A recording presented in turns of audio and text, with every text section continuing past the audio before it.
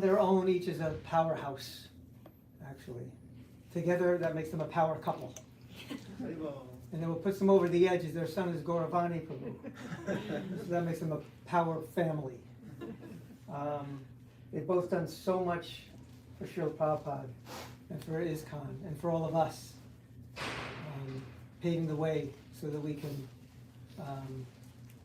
access bhakti. You were initiated like 1976? 1976. Kind of, so a little bit late, right? But the service that he's done in the decade since he was initiated is staggering. He's helped our society survive when it's faced deep, dark challenges. And Anuttama was there putting out fires. And Rukmini Devi inspiring so many people in so many ways, especially the women of this kind who for so long were neglected in a lot of ways. Rukmini is there for their inspiration, and she brings such light to the whole movement. So we're really privileged to have them both here speaking together. Please join me in welcoming them.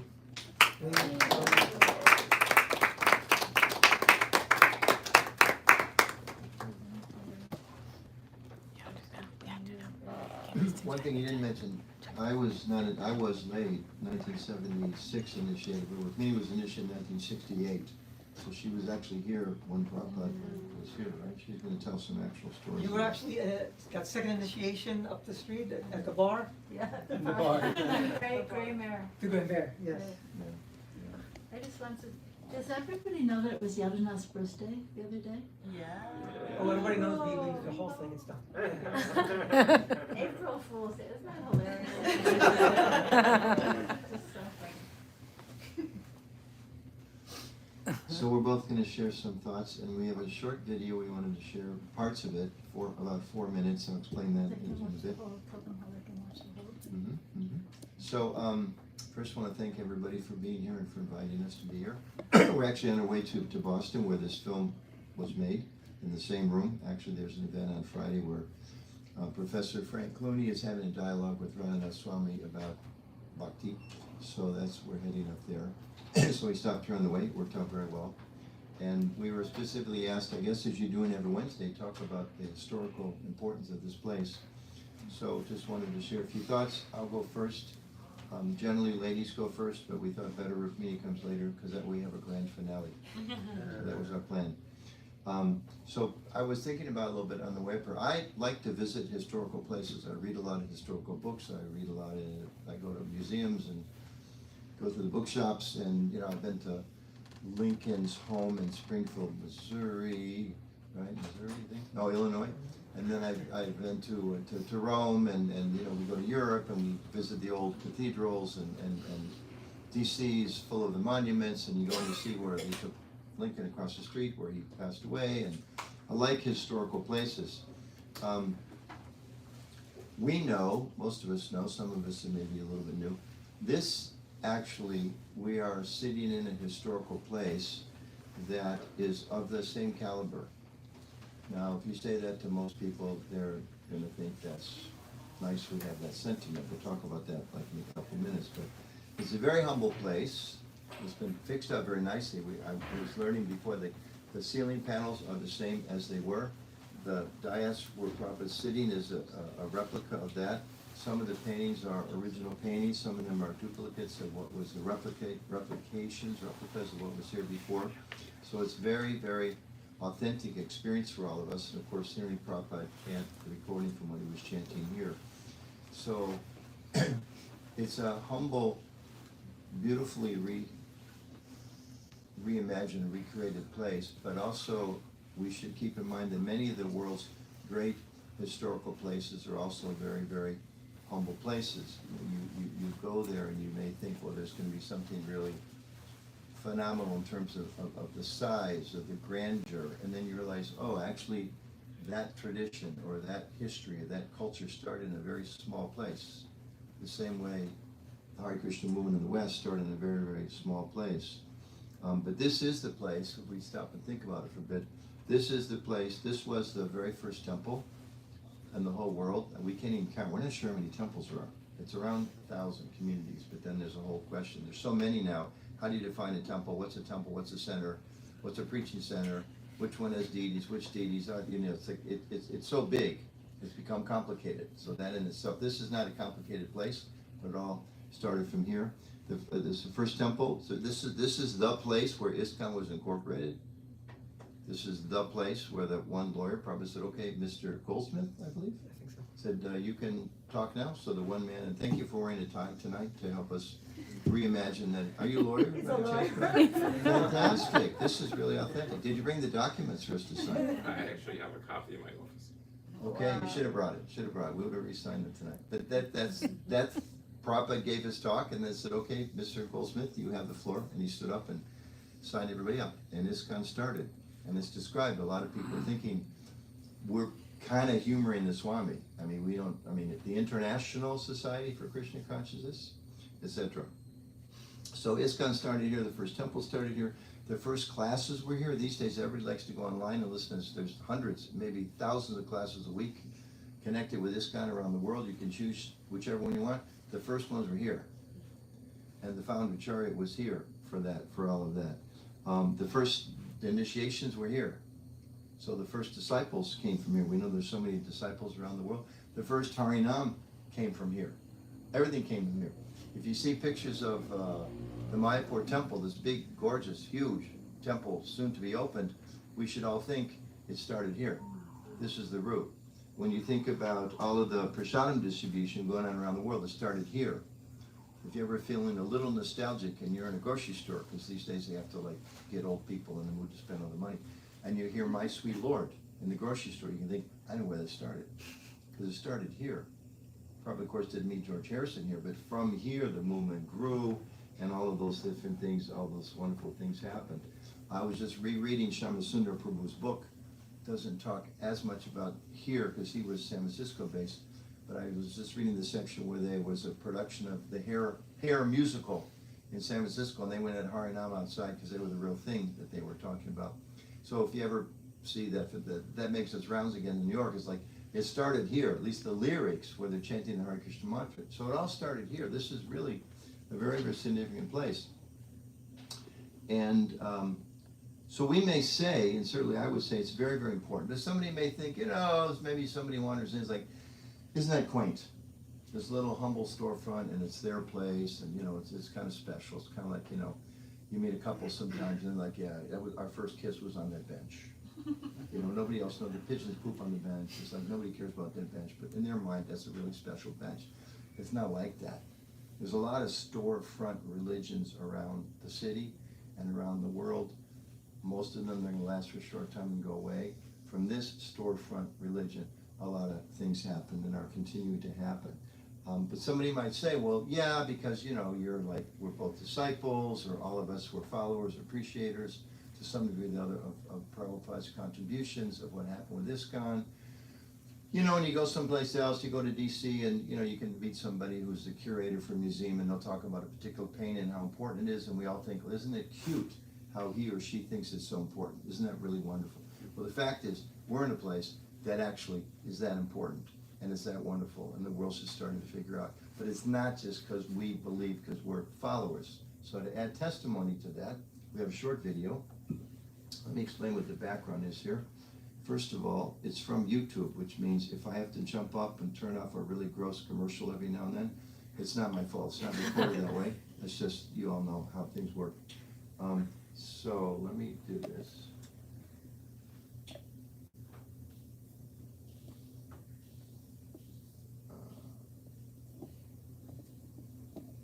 Okay, so the lady in the middle, you can hear from in a minute.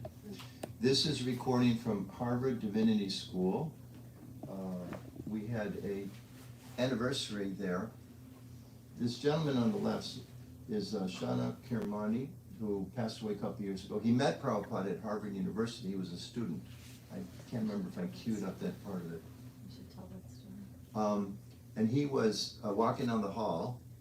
He's Muslim family. He's walking down the hall from India, walking down the hall, and he kind of like looked in and he saw this saffron-dressed man sitting half lotus pose. I think he's going to explain that. And he stopped in his tracks. He didn't go to the library, meet his professor, whatever he's supposed to do. And it had a tremendous effect upon him personally. So I've just got a little bit of his clip, and the main thing I want you to listen to is from the keynote address at what is known as the Sperry Room at Harvard University, where Prabhupada spoke. This was recorded in about 9 years ago. We were having the 50th anniversary of ISKCON, so we had this academic conference at Harvard. This whole video you can find if you want to Google it. Later you may want to, I can tell you again. It's just look up Harvard University 50th anniversary, and it's a 16-minute film. Okay, so we're going to play this clip. Initially, a little bit of Shani Kirmani talking. So it's on After- YouTube, right? People can find it on YouTube. Yep, on YouTube. So he'll speak for a little bit after the obnoxious commercial, and may jump in. And then the main thing is Tom Hopkins. And please pay close attention when he speaks, because this is my evidence that what I'm saying about the importance of this is really important. And you're going to be a little, to use a phrase of the 60s, this is the 60s place, right? You will be blown away by his comments. Okay? Don't be blown away by the commercial. In May 1968, Srila Prabhupada gave a lecture here. Is the sound hooked up there? Yep.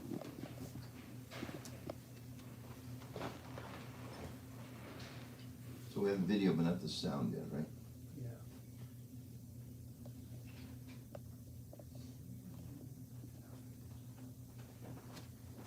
Yeah.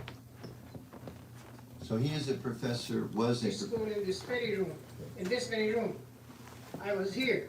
As I rushed to the library through these corridors, when I passed by this very room, the sight was startling. On the table in front of the room, and in saffron robes, there sat a man in a modified Padmasana yoga pose. It stopped me in my tracks. At the door, I stood. I'd never seen anything like this before. Not at Harvard. It doesn't happen. He was talking about Lord Krishna, the Bhagavad Gita. He talked about peace, all serious subjects for me. Curiously though, alongside these serious subjects, he was also talking about delight and happiness. Most of the members of ISKCON in 1966 knew almost nothing about This is the Professor Movement Thomas and Hopkins. its devotional movement and its participants, or about the later figures who shaped the Vaishnava tradition of Bengal that in September of 1966 laid the foundations for ISKCON. That is to say, they knew You may almost recognize nothing some of the about background Prabhupada's film. background or where he got his This teachings is here, of course. practices. As a historian, we have to look at the historical situation. And the fact is that there was no clear parallel. There has been no clear parallel. The obvious parallels would be Jesus' founding of Christianity and Muhammad's founding of Islam. Jesus' ministry, however, was among his own people and his own culture. And he had the help of adults, his own age, his disciples, to carry his movement forward. The same thing can be said of Muhammad, who had from the beginning followers from his own culture and his own family to help him establish his movement. Prabhupada, by contrast, was one elderly man in a totally unfamiliar culture with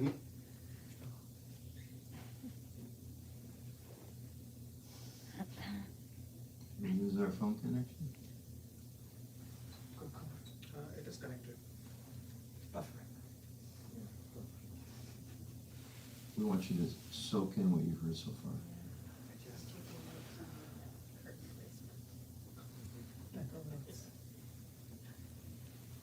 Do we need to move the phone closer or anything? There's no internet in here, so we're using his hotspot. Pause it, start again. That's when the commercials drop in. I think we gotta pause it for that to pull out the whole thing. It's not connected.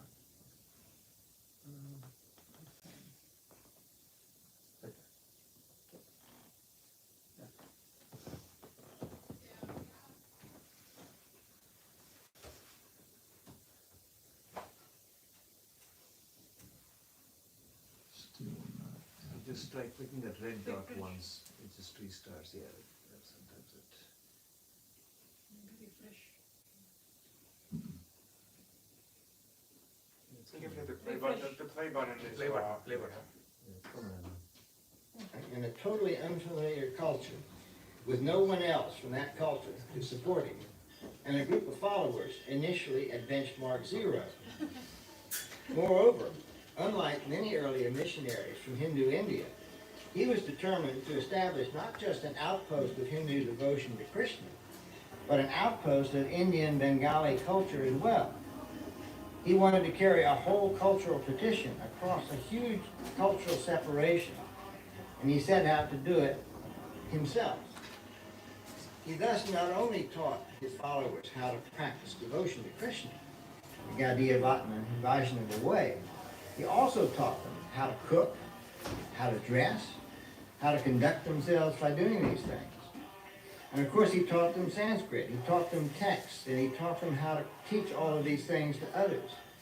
He was, in short, a one-man channel for an entire cultural religious tradition, starting when he himself was already 70 years old. How did this work out? Time will, of course, tell. But here we are, 50 years down the road, and looking ahead as well as back. And I might add in closing, ISKCON has on the record done at least as well as Christianity and Islam did in their first 50 years, because both at that point were having serious problems. So may the discussion begin. Harry Bowl.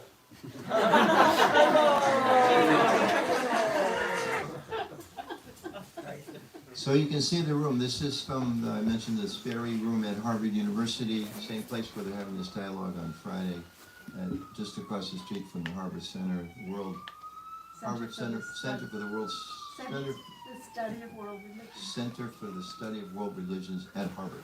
So that's where the conference was held. But just to refresh in case you didn't get it, he's a professor of religion. He's speaking as a historian, and he says our job is to make comparisons. If I look at Bhaktivedanta Swami and try to understand his contributions, I have to look for comparisons in history. And I can only find two people in history that I can compare him to.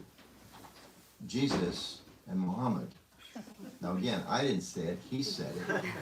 So we're sitting in the room where this person, this professor who knows his stuff, compares to Jesus and Muhammad in the place that he started it all. And as he says, it's interesting because he says, in one sense, you can't compare them. Because Jesus was in his own country, his own language, his own culture, and he had people of his own age. Muhammad was his own country, his own culture, he had his family and his friends to help him. Prabhupada came at 7 years old, he had nothing, in that wonderful picture where he says ground zero.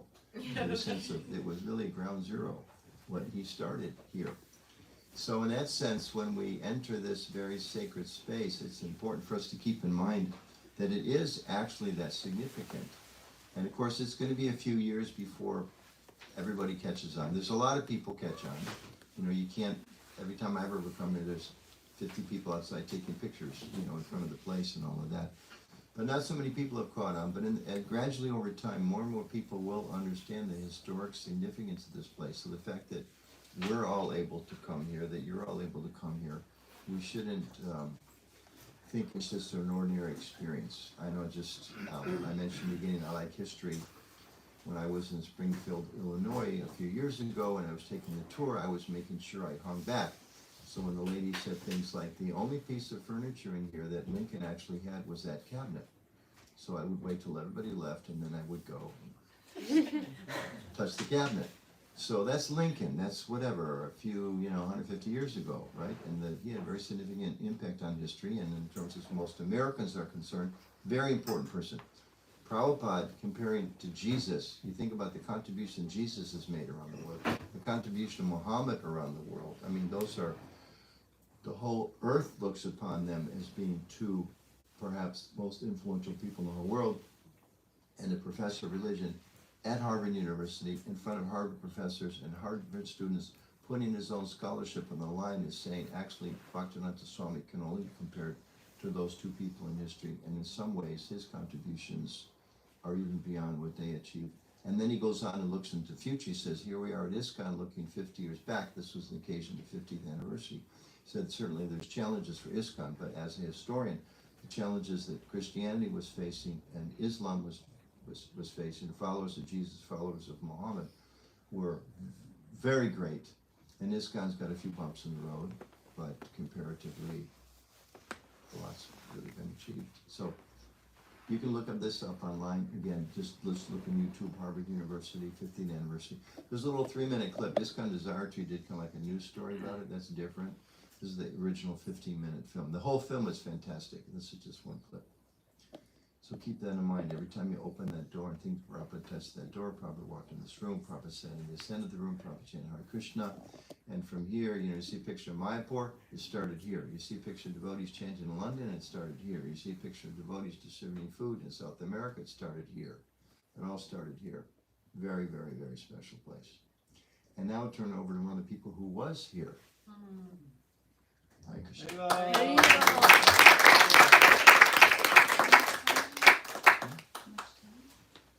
We have 25 minutes, right? 7:30?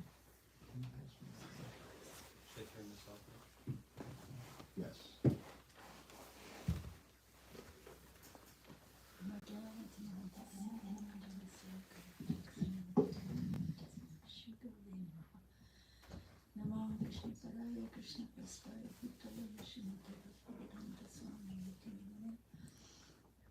Namaste Saraswati Deva Gauravani Pacharani Nivishesha Simavadi Paschatya Shatari. Thank you so much for being here, seeing so many dear friends. Thank you, my dear friends. Shukran, Theo, everybody. Thank you. Haribo. Lead. Yeah, so, so much to say. I was thinking about how Prabhupada came here and he was prepared to fail, actually. You're probably all familiar with his prayers on the boat in Boston Harbor, where he was, praying to Krishna, please, make my words suitable for their understanding. How can I make them understand? This whole place is covered by the modes of passion and ignorance. How can I help them understand? And you can make me a success or failure, but please make me dance as you like. So beautiful, so poignant. So, there's a story that someone asked Prabhupada once, why did you decide to come to New York? Your Guru Maharaj sent disciples to London, so why did you go to New York? And Prabhupada said, because I thought if I was going to fail, I should fail somewhere different, in a different place. So.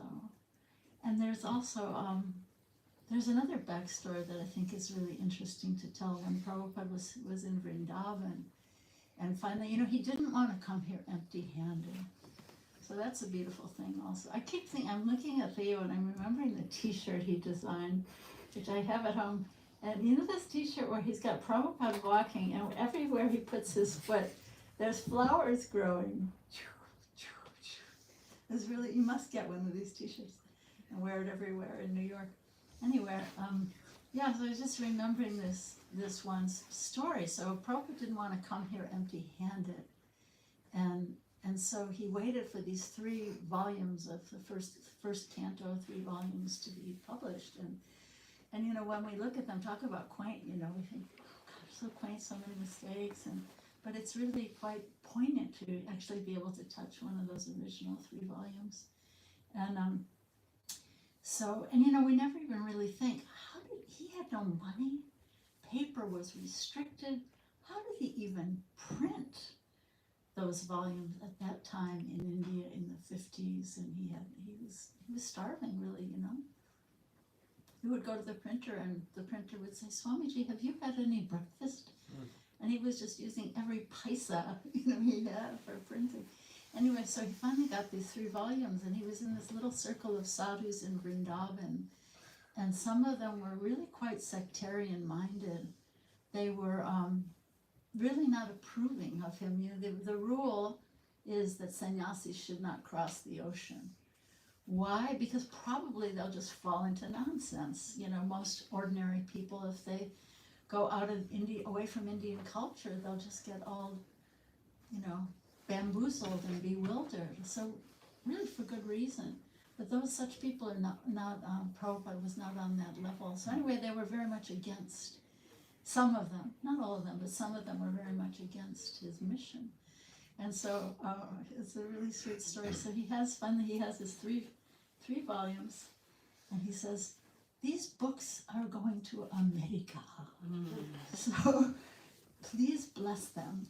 So he passed the books around the circle of sadhus, and each one of them, maybe even unwillingly, they're touching the books to their head, and the books finally come back to him in the circle.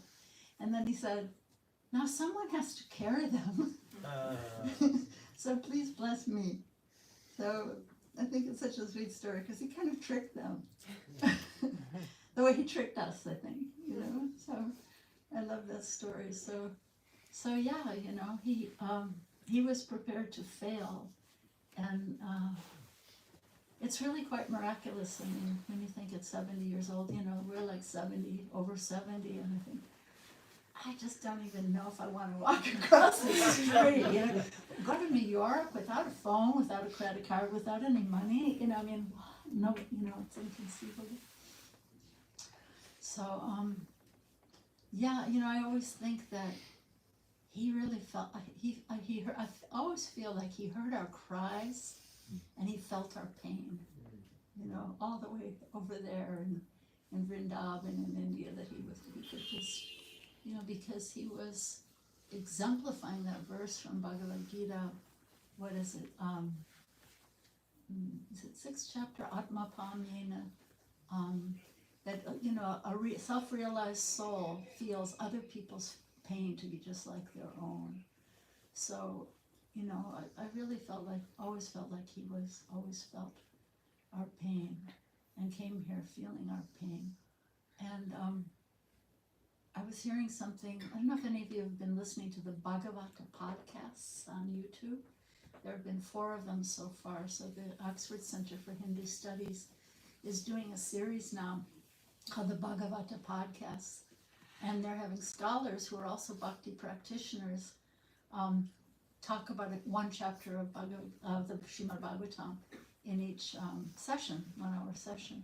And so someone was saying, one of the scholars was saying that it says in the Hari Bhakti Vilas that if you're not qualified to speak on the Bhagavatam, Hare Krishna, welcome. If you're not qualified to speak on the Bhagavatam, then you can speak about Bhagavatas. You can speak about the people who live the Bhagavatam. So I thought that was really beautiful, and I think that's what we want to do here tonight. So I have some stories to share. So one thing I want to say is, we live in Washington, D.C., so we live in metropolitan Washington, D.C. We have our temple in Potomac, Maryland. It's a beautiful new temple. If you haven't visited, please come and visit. And we have the deity of Krishna, whose name is Madan Mohan, who was here at this temple. He was donated to Brahmananda and Gargamuni. He was a man named Mr. Sharna. Mr. Sharna, is that right? Mr. Sharna. He had like an Indian import shop called Bells of Sharna. I think it's Sharna. And he was selling bells and all kinds of things like incense. He had this Krishna in there, and the devotees kind of saw him, and they didn't really know what to do with him anyway. But they kind of, he was expensive. They just sort of saw him. And then one day he called them up and he said, "Come and